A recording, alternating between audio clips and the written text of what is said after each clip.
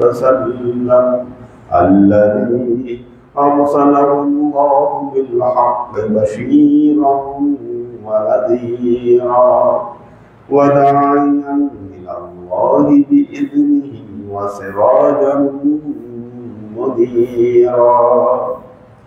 وقال الله تعالى في كلامه المجيد وفرقانه الحميد: ما كان محمد أبا أحد من رجالكم ولكن رسول الله وخاتم النبيين وكان الله بكل شيء عليما. إن الله وملائكته يصلون على النبي يا أيها الذين آمنوا صلوا عليه وسلموا تسليما. اللهم على محمد صلى الله عليه وسلم صلى الله على محمد صلى الله عليه وسلم. আল্লাহ আশিক ও সালাম। সূরা আহজাব ইয়াসআলুকা আন-নাস আনিস-সাআ, মানুষ আপনাকে কিয়ামত সম্পর্কে প্রশ্ন করবে। আল্লাহ বললেন তার নবীকে, বল ইন্নামা ইলমুহা ইনদাল্লাহ, নিশ্চয়ই এই কিয়ামতের জ্ঞান বা কোন সময়ে কিয়ামত হবে এর জ্ঞান আল্লাহর কাছেই রয়েছে। তবে হ্যাঁ, আপনি জানতে পারবেন, কিছু আলামত প্রকাশ পাবে যার মাধ্যমে আপনি জানতে পারবেন কিয়ামত নিকটবর্তী হয়েছে। আল্লাহ নবী কিয়ামতের কিছু আলামত বলে গিয়েছেন, যার মধ্যে কয়েকটি হলো ছোট আলামত, আবার কতগুলো আছে বড় আলামত। বড় আলামতের মধ্যে যে বড় বড় যে আলামত গুলো, এই আলামতের প্রকাশ হবে দাজ্জালের মাধ্যমে।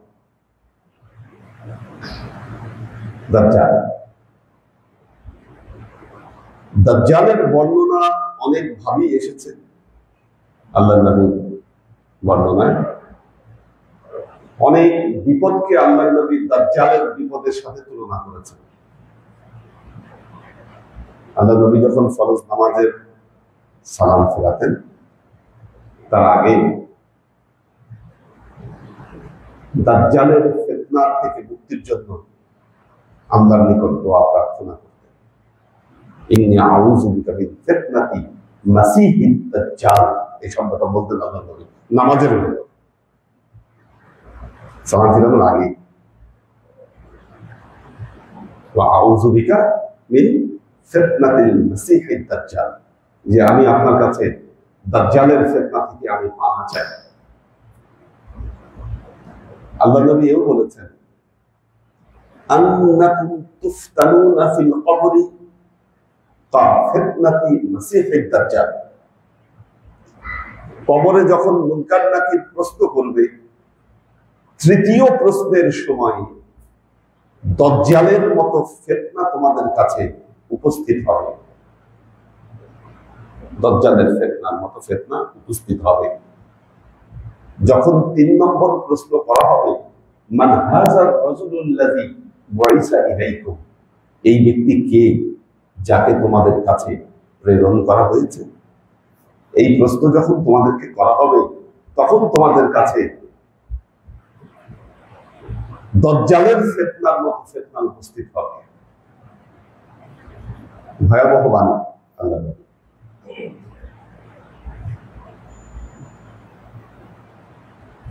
ওই ফিতনার সাথে দাজ্জালের ফিতনার যে মিল, কারণ কি? কারণ শেষ জামানায় যখন দাজ্জালের আবির্ভাব ঘটবে,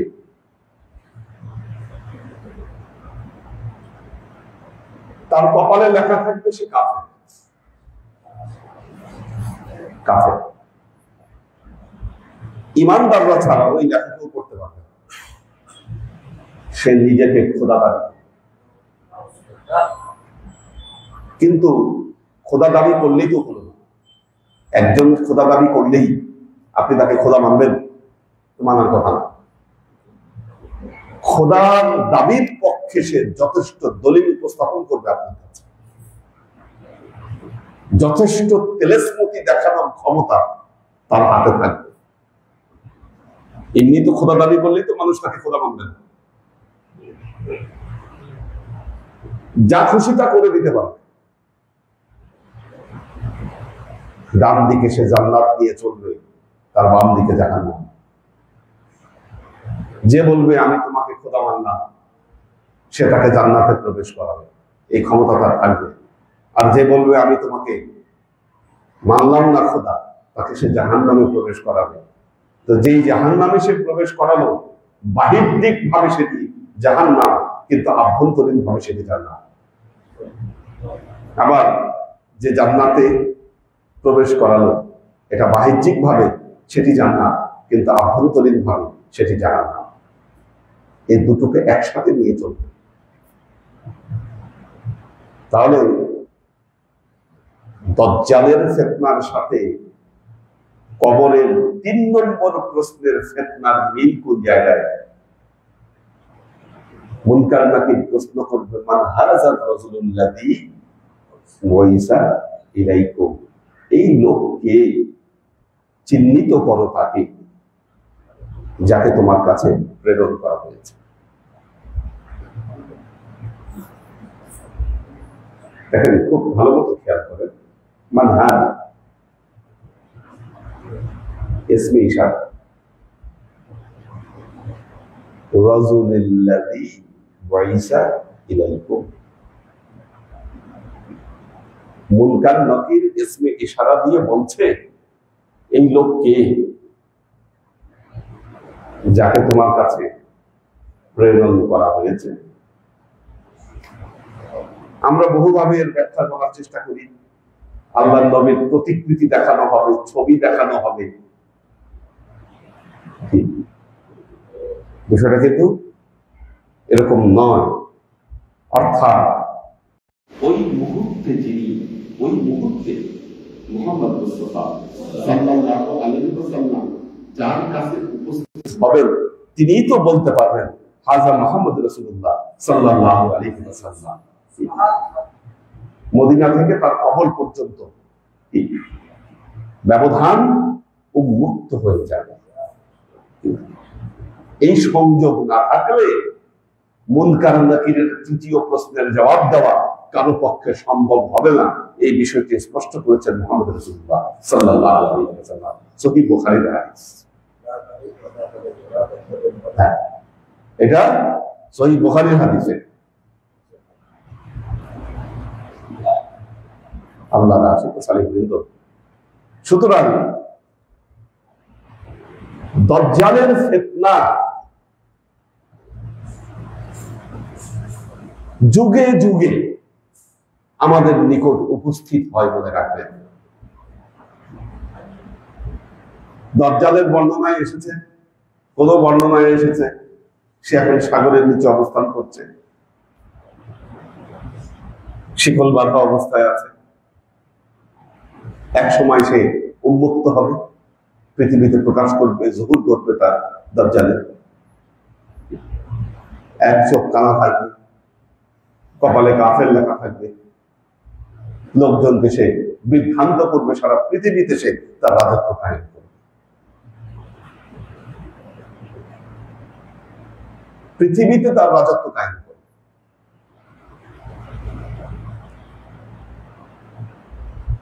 আল্লাহর নবী তার নামাজে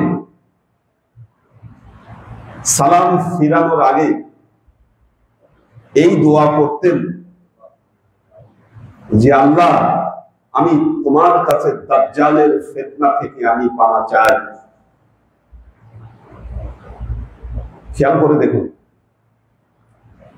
নবী তো জানতেন দাজ্জালের ফিতনার যুগ আসার আগে নবী বিদায় দিলেন, কিন্তু তিনি যখন উম্মতকে নামাজ শিখাচ্ছেন, নামাজের ভেতরে এই দোয়া শিক্ষা দিচ্ছেন যে আল্লাহ তুমি আমাকে দাজ্জালের ফিতনা থেকে আমাকে মুক্তি দাও। তার মানে মহাদাজ্জাল শেষ জামানায় জুহুর ঘটলেও দাজ্জালের ফিতনার মতো হাজার ফিতনা আপনার কাছে জুহুর ঘটবে। যুগে যুগে আপনার কাছে দাজ্জালের ফিতনা প্রকাশিত হবে আপনার সামনে, এবং ওই ফিতনায় পড়ে ঈমান হারানোর ভয় প্রতি মুহূর্তে আপনার কাছে পদধ্বনি দেবে।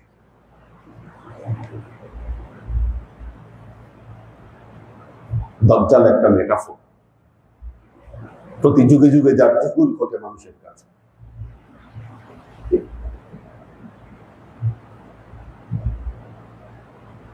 এই যুগে ইহুদি খ্রিস্টানদের মিলিত শক্তি, এটাও একটা দাজ্জাল। ইহুদি খ্রিস্টানদের মিলিত শক্তি, এটাও একটা দাজ্জাল। আজকে সারা পৃথিবীতে আমেরিকা, ইসরায়েল, ব্রিটিশ, এই শক্তির ইতিহাস তো বেশি দিনের না। এই শক্তির ইতিহাস বেশি দিনের না। আমাদের দুর্ভাগ্য, আমরা পৃথিবীতে এমন সময় জন্ম দিয়েছি যে সময়টা হলো আমরা এই যুগ অতিবাহিত করছি। মুসলমানেরা আজকে পৃথিবীতে অপমানিত, পদদলিত, লাঞ্ছিত। আজকে মুসলমানেরা এরকম লাঞ্ছনা মুসলমানদের উপর এর আগেও এসেছে, মুসলমানদের উপর লাঞ্ছনা, কিন্তু কোন লাঞ্ছনার যুগ বেশি দিন স্থায়ী হয়নি মুসলমানদের উপর। 100 বছরের বেশি লাঞ্ছনা স্থায়ী হয়নি। আপনারা জানেন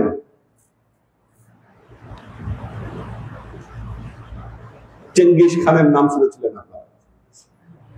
চেঙ্গিস খান, মোগল আম্পায়ার। ছোট্ট একটা গ্রাম মঙ্গোলিয়া, এই গ্রামের চেঙ্গিস খানের জন্ম। তারা যাযাবর জীবন যাপন করতে একটা জাতি। চেঙ্গিস খান তাদেরকে স্বপ্ন দেখালো আমরা পুরো পৃথিবী জয় করব।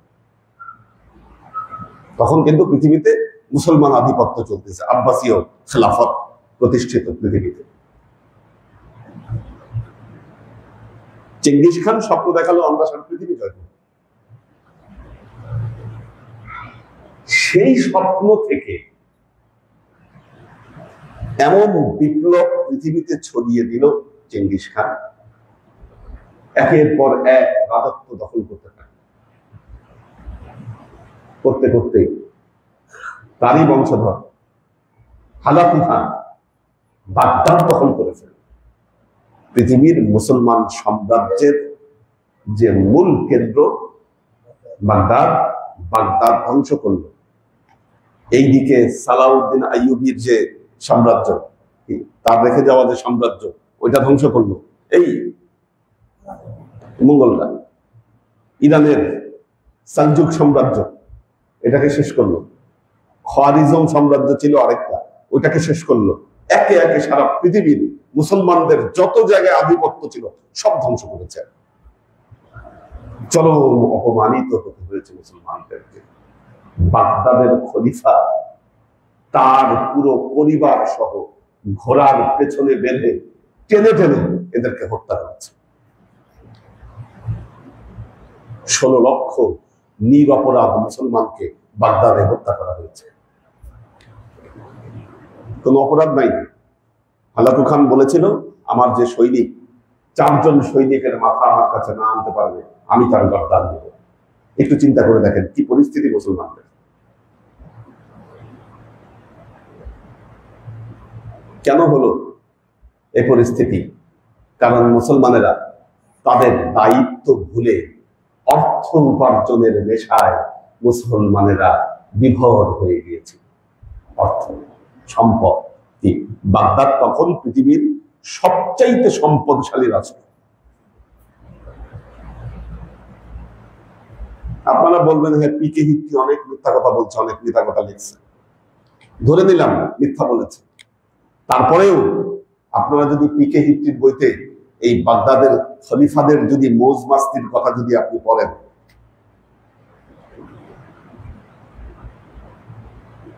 আব্বাসীয় খলিফা মুতাওয়াক্কিল বিল্লাহ তার 400 ওয়াইফ ছিল, ইতিহাসে লেখা আছে। তার ওয়াইফের সংখ্যা ছিল 400। হ্যাঁ, ইবাদত বন্দি কিন্তু দূরের কথা। তারপর তাদের যে শরাব খাওয়ার বর্ণনা খলিফাদের, বেশি দূর যাওয়া লাগবে না, আপনারা নাসের খসরুর নাম শুনেছেন। নাসের খসরু বিখ্যাত সফরনামা লিখেছেন। নাসের খসরু উনি রাষ্ট্রীয় কাজ করতেন এবং শরাব খেতেন। শরাব খেতেন, খলিফাদের সাথে সাথে থাকতো, কাজ করত। এক রাতে তিনি স্বপ্নে একজন আগন্তুককে দেখতে পেলেন। বললেন, আগন্তুক এসে বলল, নাসের খসরু তুমি কতদিন এই শরাব খাবা? নাসের খসরু বললেন, যারা রাষ্ট্রীয় কাজ করে শরাব ছাড়া তারা চলতে পারে না।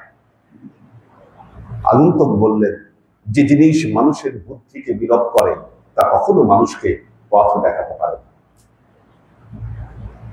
নাসের খসরু বললেন, আমি কি করব? আগন্তুক বললেন, তোমার এমন কিছু খোঁজ করা উচিত যা তোমার বুদ্ধি বিবেককে আরো উন্নত করে দিবে। নাসের খসরু বললেন, আমি কই পাবো? কেবলার দিকে ইশারা করলেন, বললেন, জুয়ান্দে ইয়াবান্দে বসাদ, যারা খোঁজ করে তারাই পায়।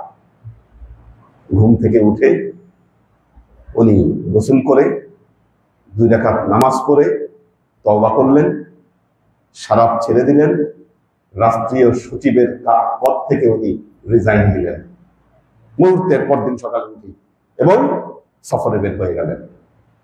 দীর্ঘ 8 বছর তিনি সফর করেছিলেন, যার অভিজ্ঞতায় লিখেছিলেন সফর নামিয়ে নাসের খসরু। পরবর্তীতে তিনি ইসমাইলিয়া সম্রাট, ইসমাইলিয়া যে গোত্র রয়েছে তাদের ইমাম হয়েছিলেন এই নাসের খসরু। জীবনের বিরাট পরিবর্তন এসেছিল তার। শরাবের কথা থেকে আসলো।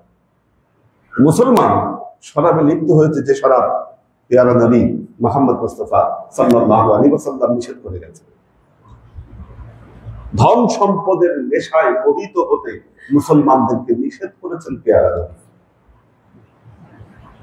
নিষেধ করেছেন। তোমরা এর মোহে পড়বা। আমাদের যুবকদের মধ্যে যারা গরিব আছে তারা সবাই আফসোস, আমরা গরিব কেন?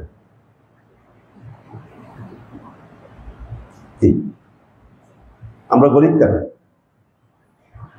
আরে ফকিরি তো মুসলমানদের অলংকার, এতে দুঃখ পাওয়ার কিছু নাই, কষ্ট পাওয়ার কিছু নেই, এটা অলংকার আপনার জন্য। সম্পদের পাহাড় গড়ব, ভোগ বিলাসে মত্ত থাকবো, এটা মুসলমানের জীবন নয়। এটা আজকে মুসলমানদের এই পরিণতির কারণ শিল্প বিপ্লব যখন শুরু হলো, শিল্প বিপ্লব, পশ্চিমা সমাজ শিল্প বিপ্লব শুরু করেছিল। আপনি কেন তার সাথে মার্চ করলেন? কেন কেন তাদের সাথে মার্চ করলেন? কেন আপনার বড় বড় অট্টালিকা বানানোর প্রয়োজন হলো? কেন অর্থের নেশায় আপনি নিজেকে বিক্রি করে দিলেন? এই তো মুসলমানদের এই লাঞ্ছনা আজকে এই কারণে। তবে এটা বেশি দিন থাকবে না, মুসলমান ঘুরে দাঁড়াচ্ছে, এটা মনে রাখবেন। যে ইসরায়েলকে মনে করা হতো পৃথিবীর খুব সুরক্ষিত একটা দেশ, আজকে নাস্তানাবুদ করে দিচ্ছে ইসরায়েলকে। ইরান, হিজবুল্লাহ, হুতি, মুহুর হামলায় সব নিঃশেষ করে দিচ্ছে। আর দেখেন এই শয়তানরাই আজকে পুরো মুসলমানদেরকে 2 ভাগে ভাগ করার জন্য বলতেছে, না এরা শিয়া, এরা শিয়া, তোমরা সুন্নি, কাজে ওদের সাথে কোনোভাবে তোমাদের মিলা যাবে না। মিললে কিন্তু ইমান আমল সব শেষ।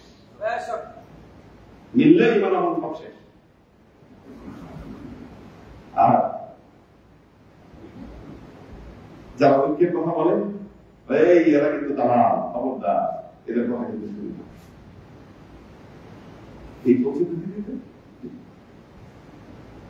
আর দেখেন টাকা পয়সা দিয়ে দালাল কোঠা বানাই কি মৌজ মাস্তির জীবন মুসলমানদের যে দেশগুলোকে দিয়েছে, মুখ বন্ধ করে মুখের মধ্যে কষ্টের লড়াই এদের দালালি করতেছে। আজকে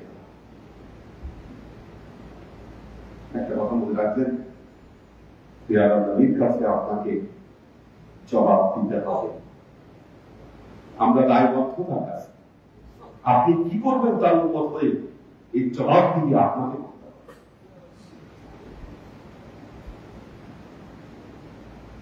এই জন্য যখন আলোচনা আসুক, যত কথা মানুষ আমাদেরকে বলুক, আমাদের কথাগুলো আমরা সত্যের পথে থাকবে, অবিচল থাকবে।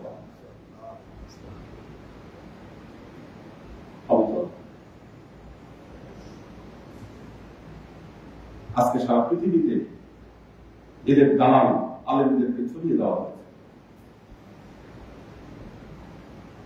প্রতি বছর দেখবেন বাংলাদেশ থেকে স্কলারশিপ নিয়ে গিয়ে এদেরকে তৈরি করা,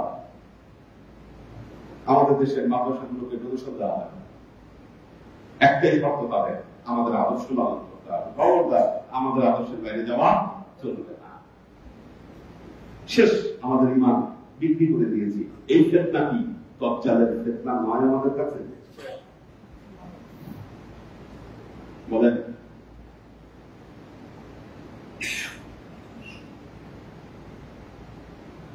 এটা আমাদের কাছে দজ্জালের ফেতনা।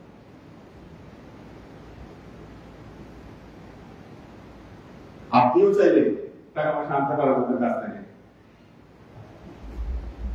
আপনি চাইলেও টাকা পয়সা আনতে পারেন, কিন্তু শর্ত একটা, মাথা বিক্রি করতে হবে আপনার। বুঝছেন কিনা? মাথা বিক্রি করলে আপনি মাথা বেঁচে দেন, এটা আপনার কোনো ব্যবস্থা নেই। কিন্তু ওই যে জবাবদিহিতার জায়গা মনে রাখতে একটা জায়গা, আল্লাহ আমাদেরকে রক্ষা করবে। আমি আজকে চলে যাব, আপনারা খতম করবেন। বারাকাল্লাহু লাকুম ফিল কুরআনিল আযীম ওয়া নাফা'না ওয়া ইয়্যাকুম বিআয়াতিহি ওয়া যিকরিল হাকীম ইন্নাহু তাআলা জাওয়াদুন কারীমুন মালিকুন ওয়া রাউফুর রহিম।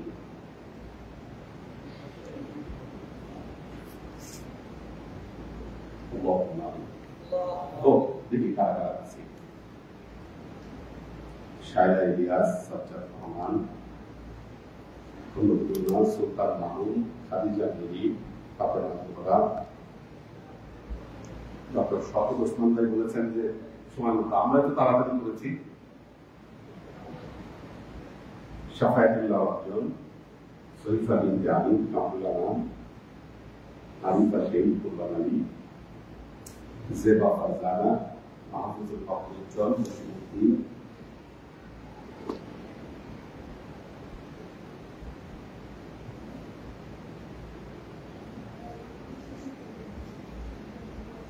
এইচকের পর্ব, শফিকুল ইসলাম শাওন, অহিমান, পাকির কেস, মারুফুর রহমান, শামিমারা, আব্দুল হাফিজ, শোয়েব খান। আল্লাহ ভালো রাখেন। পরে যেটা রেকর্ড থাকে আবার শোনায় নিয়ে যদি কথাদের পরে কেউ আসে, আল্লাহ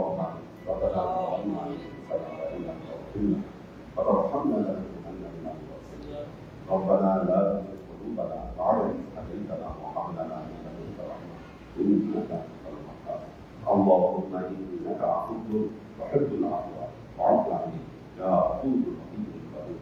اللهم نور قلوبنا بنور الإيمان، ونور قلوبنا بنور الإسلام، ونور قلوبنا بنور الإحسان، وزين أخلاقنا بنور محمد صلى الله عليه وسلم. اللهم إنا نسألك علما نافعا، رزقا واسعا، عملا مقبولا، شفاء من كل داء، قلبا خاشعا، ذهنا ذاكرا، إيمانا ظاهرا، توبة قبل الموت، راحة عند الموت، ونجاة سبحان ربك رب العزة عما يصفون، سلام على المرسلين، الحمد لله رب العالمين. واجعل آخر كلمتنا عند الموت لا إله إلا الله.